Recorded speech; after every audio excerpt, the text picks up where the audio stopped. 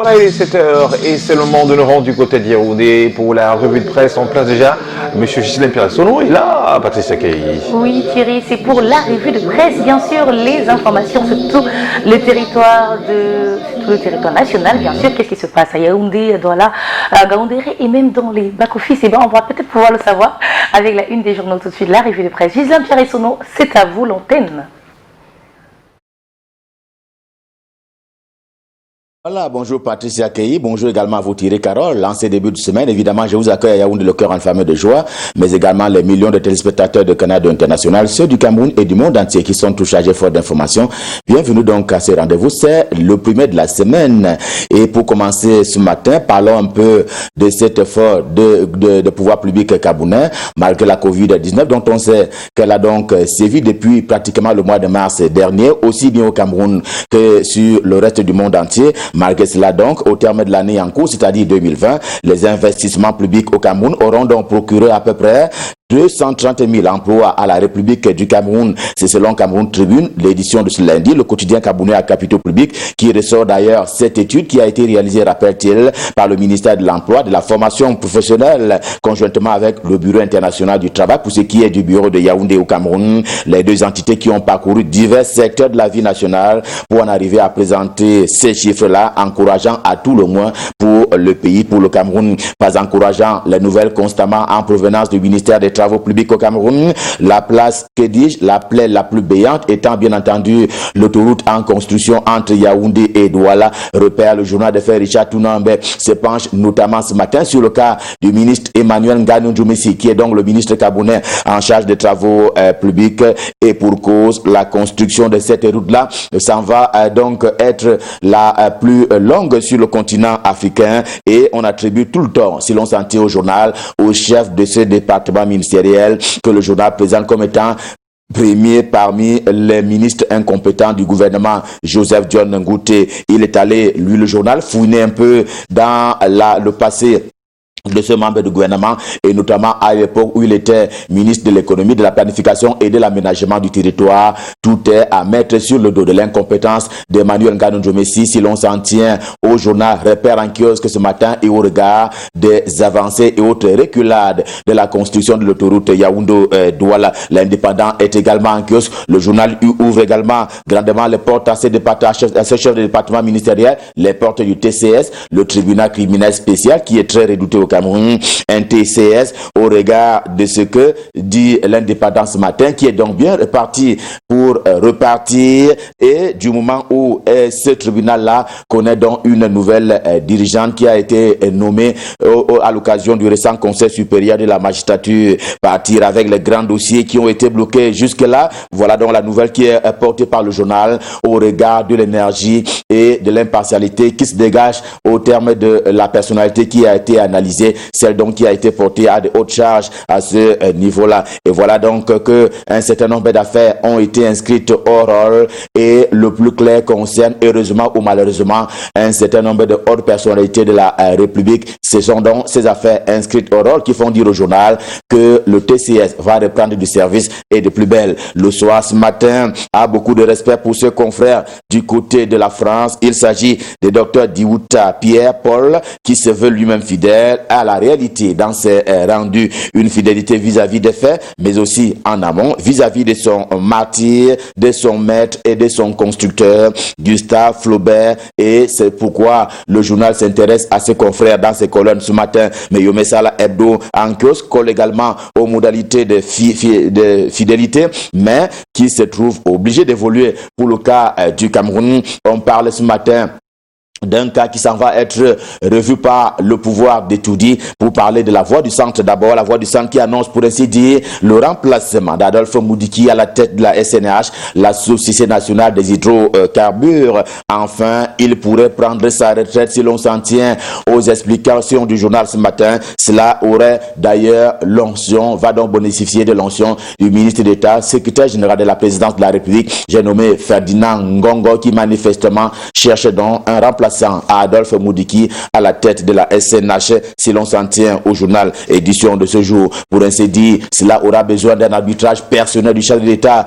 Paul Biya. Mais Yomé Salah Hebdo qui parlait donc de Paul Biya ce matin, question de solliciter son arbitrage relativement non seulement à cela, mais également à l'implémentation de la taxe qui fait jaser au Cameroun, à savoir la nouvelle taxe imposable tantôt au téléphone, tantôt aux tablettes. Et cela est d'ailleurs l'objet d'un certain nombre de faits qui font couler beaucoup d'encre et de salive depuis son entrée en vigueur, qui était attendue pour être comme telle depuis le 15 octobre dernier. Mais il s'agit bien d'une entrée en vigueur mi-figue, mi-raisin, du moment où l'opérateur qui a été sélectionné pour les besoins de la cause n'a pas montré patte blanche. Et d'ailleurs, il n'y a pas eu collaboration, notamment avec les entreprises de téléphonie mobile au Cameroun. Voilà donc ce pourquoi le journal Meyomé Salah édition de ce jour sollicite encore l'arbitrage du chef de l'État, tant la mesure n'a pas fonctionné comme cela a été annoncé. Il y a donc réticence de la part des parties prenantes. Et dès que cela est dit, le Zénith également de Flash Njomo en kiosque ouvre sur un scandale conféré au sous-directeur en charge du budget et du matériel au niveau du ministère de l'enseignement supérieur, dont le patron est le professeur Jacques Famindungu. Tout est dans le budget qui a été attribué pourtant en amont, mais essoré à l'arrivée. J'en emprunte au journal Le Zénith. Et finalement, l'université panafricaine au Cameroun s'implante à pas de tortue s'il n'est pas torturé, pour parler ainsi de ce projet, comme l'indique Le Zénith en kiosque ce jour. On est chez le ministre le professeur Jacques Famindongo. On va y rester avec réalité de Paul Ngouaré et Kindi, cela aux couleurs de la guerre épistolaire. Et bien cette fois, le secrétaire à la communication du comité central du Rassemblement démocratique du peuple camerounais RDPC répond à Achille Mbembe qui se révèle opposant au régime de Yaoundé. À celui-ci, le ministre d'État, ministre de l'enseignement supérieur, je l'ai indiqué, secrétaire à la communication au comité central du RDPC, eh bien, il a dit les valeurs cardinales des libertés également d'initiative qui sont d'ailleurs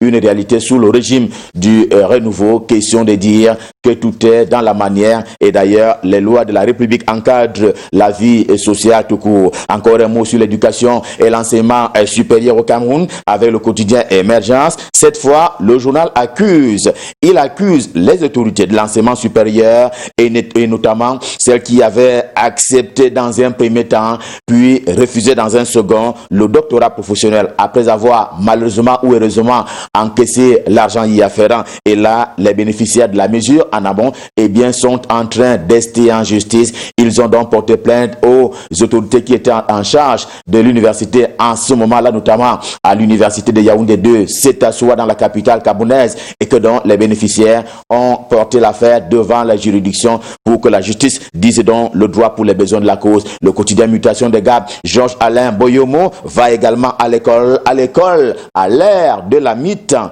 Eh bien, la mi-temps qui est rentrée en application depuis la rentrée scolaire le 5 octobre dernier au Cameroun, c'est un chemin de croix visiblement pour les parents à la bourse moyenne si elle n'est pas petite. Imaginez 2 enfants dans 2 cycles, cela double assurément les dépenses au niveau des bourses des ménages et cela va au quotidien alors qu'aucun salaire n'a été augmenté aussi bien dans le secteur public que dans le secteur privé. Incursion dans ce domaine avec ces frustrations des parents, c'est avec Mutation, édition de ce jour. Quant à l'œil du Sahel, le journal Yegiba et Gatama, il bombe le torse ce matin pour dire combien et comment le Grand Nord Cameroun va désormais constituer un réservoir de l'enseignement supérieur et aussi de la recherche scientifique et de l'innovation. En tout cas, les 3 régions camerounaises abritent 2 universités publiques, celle de Ngaoundéré, plus ancienne, et celle de Maroua, plus récente. Les 2 universités de Ngaoundéré et de Maroua, donc, qui s'en vont accueillir, rappellent encore l'œil du Sahel,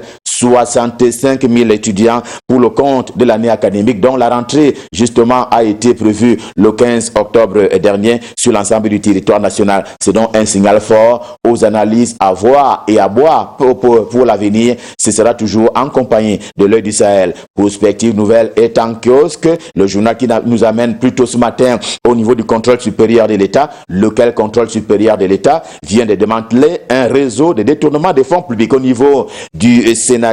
Ce sont 17 milliards de francs CFA qui ont donc été spoliés à l'État du Cameroun au titre d'un rappel fictif rappel fictif au bénéfice de quelques 5000 personnels, y compris les personnes décédées. Et si l'on s'en tient à Prospective Nouvelle, le cerveau de cette machination s'en va droit à Konengi, du nom de la célèbre prison principale et même centrale de la ville de Yaoundé. Les grands débats en kiosque font débat autour de l'agriculture industrielle au Cameroun. Agriculture, je l'ai indiqué, agriculture, mais agriculture industrielle, dans la mesure où les ONG, organisations non gouvernementales spécialisées dans la protection de l'environnement, s'érigent assez souvent, hélas, contre l'implémentation et l'implantation des sociétés industrielles, notamment quand il faut industrialiser l'agriculture dans un secteur comme dans l'autre, mais celle-ci, pour parler de ces sociétés-là, estime qu'on ne peut pas faire l'omelette sans bien entendu casser les œufs. Le financier d'Afrique est en kiosque et il est avec la Banque centrale pour ce qui est de la CEMAC,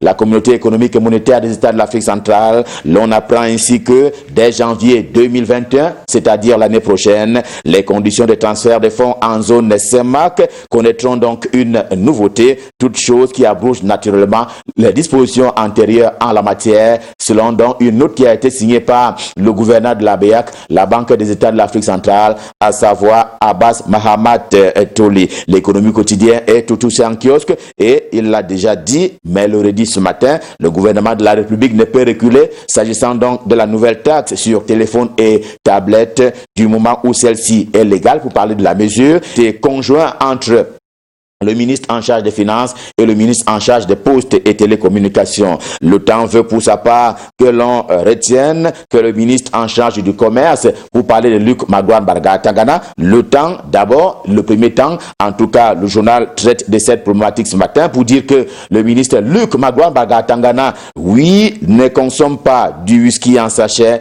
Une façon de dire que le ministre camerounais, justement, Luc Magouane Barga-Tangana, n'a pas été noyé dans une éventuelle corruption des fabricants de ces whisky en sachet. C'est d'autant plus qu'ils bénéficient d'un moratoire en termes de commercialisation qui court donc jusqu'à la fin de l'année 2021, c'est-à-dire l'année prochaine. L'équation fait savoir pour sa part qu'une autre campagne est en cours au niveau du ministère des Transports. Donc Jean-Ernest Masséna-Ngalé-Bébé est le patron. Cette campagne-là va en guerre contre toute forme d'accident sur nos axes routiers avant de l'opposer notamment aux usagers de la route au Cameroun. Ce département ministériel a d'abord fait son adjournamento. Lui-même a tenu à évacuer toute épave des véhicules qui jongeaient jusque-là nos axes routiers, qui jongeaient quelque peu la chaussée sur les routes camerounaises. Le temps encore intense, cette fois-là, celui du Mbam Ekim. 4 sujets en une pour un même but, faire vivre ce département, le Mbam Ekim, qui du reste souffre faute d'énergie électrique, et cela dure depuis 15 mois maintenant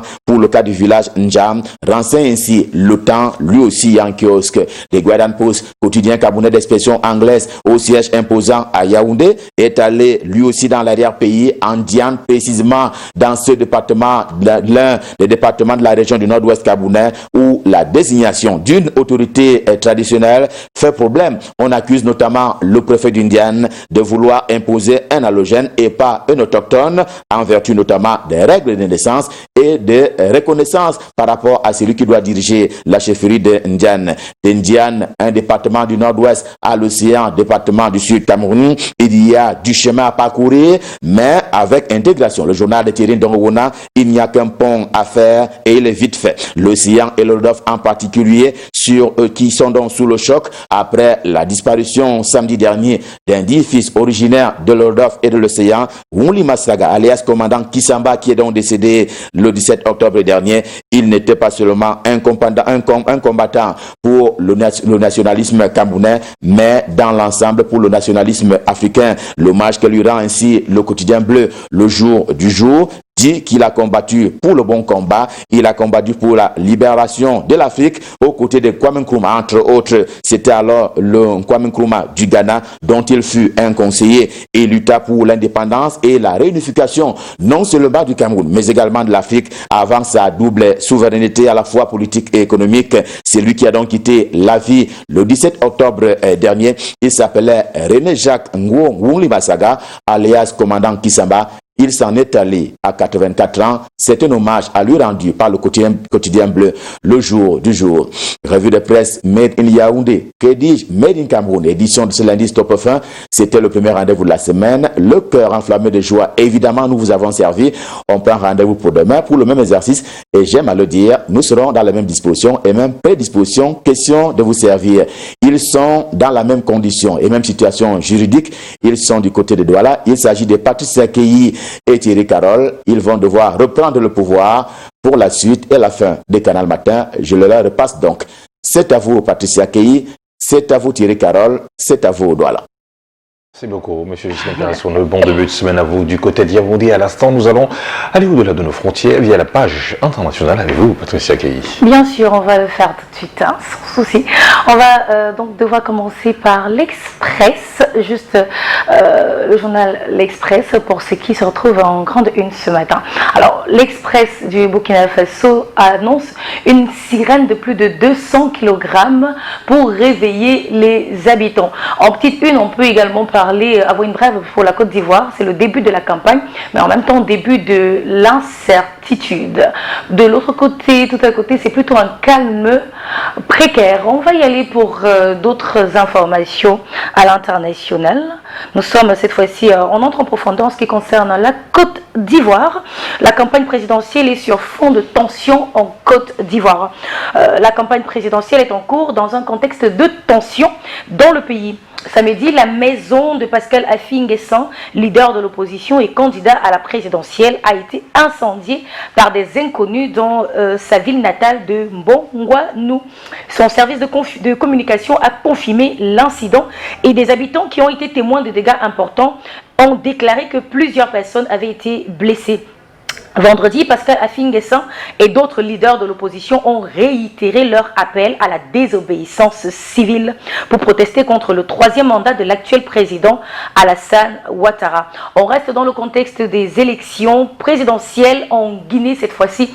Nous faisons le bilan de la journée de vote. En Guinée, les bureaux de vote pour la présidentielle ont fermé hier dimanche 18 octobre à 18 h heure locale. Le président sortant, Alpha Condé, 82 ans, brigue un troisième mandat après l'adoption controversée d'une nouvelle constitution. Au total, près de 5,5 millions d'électeurs étaient appelés aux urnes pour choisir parmi les 12 candidats en lice. Et après des mois de contestation meurtrière contre un éventuel troisième mandat du président Alpha Condé, les Guinéens ont donc voté hier pour choisir leur prochain dirigeant. Le vote s'est déroulé dans le calme, mais aussi dans l'inquiétude d'éventuelles violences à venir lors de l'annonce des résultats de ce scrutin. Et justement, l'annonce des résultats est prévue pour dans 72 heures. En France, en Tunisie, on parle de santé. Les jeunes médecins sont inquiets de l'aggravation de la situation sanitaire. Le pays compte à la date d'hier, 18 octobre, 626 décès et 40 542 cas. Mais les hôpitaux restent pratiquement saturés et les jeunes médecins sont souvent en première ligne dans les urgences. On parle bien sûr de la situation sanitaire avec la Covid-19 qui, en revanche, du côté de Madagascar, semble s'arranger. Andry Rajoelina annonce la fin de l'état d'urgence sanitaire. Le président de la République, Andry Rajoelina, a donné pour la dernière fois dimanche soir 18 octobre son allocution bimensuelle mise en place depuis le début du confinement au mois de mars. Dans son allocution, le chef de l'État a vanté le taux de guérison du pays, soit 96%. Bien sûr, il a détaillé les mesures engagées, en particulier, selon lui, les plus de 7 millions de doses de Covid organiques distribuées gratuitement à travers l'île. L'annonce principale reste tout de même la fin de l'état d'urgence déclaré le 21 mars et renouvelé depuis tous les 15 jours. Voilà à quoi on va s'en tenir ce matin en ce qui concerne la revue de presse à l'international. Un tour à l'international pour les informations. Thierry ? Allez, à présent, Patricia Key, intéressons-nous à notre courte page de publicité. Revenons dans quelques instants pour la chanson du cœur. Et ce matin, vous le savez déjà, la semaine dernière, vendredi dernier, vous aviez Simon Papatara de Yannick Noah et une autre belle proposition, bien entendu, pour le cas de ma chanson du cœur. Et ce jour, on va remettre ces différentes chansons. Il s'agit également de C'est la vie d'Henri Dikongué. Donc, Henri Dikongué pour le titre C'est la vie. Simon Papatara de Yannick Noah, encore disponible ce matin dans le cadre de ma chanson du cœur. Prolongation, oubliez bien sûr. Allez, n'oubliez surtout pas qu'André Miramar sera de la partie pour la session sportive et M. Joe Matrice aussi ne sera pas ne sera pas en reste. Voilà, j'arrive pour la session culturelle. Continuez à réagir sur la page Facebook Canal Matin pour ma chanson du cœur. Mais pour l'instant, réaction publicitaire.